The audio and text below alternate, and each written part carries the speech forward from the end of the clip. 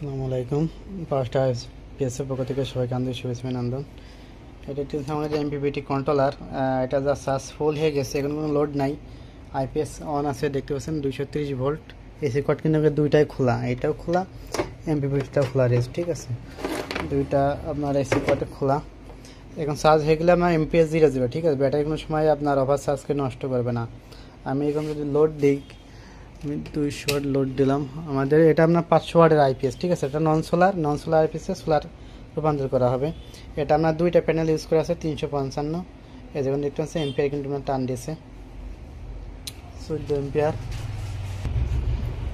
তো জাস্ট এখানে আমাদের 200 ওয়াট লোড দেওয়া হয়েছে। 200 ওয়াট লোডে আপনার পিভল মোটামুটি ড্রপ করছে, 18 এম্পিয়ার পাচ্ছি।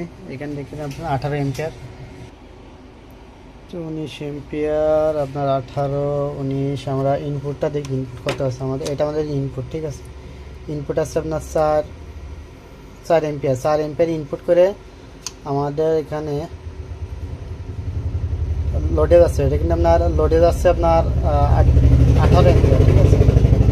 4 এম্পিয়ার ইনপুট করে 3.9, 4 এম্পিয়ার ধরেন। 4 এম্পিয়ার ইনপুট করলে আমাদের 18 এম্পিয়ার। জাস্ট খুব ভালো মতো বুস্টিং করছে।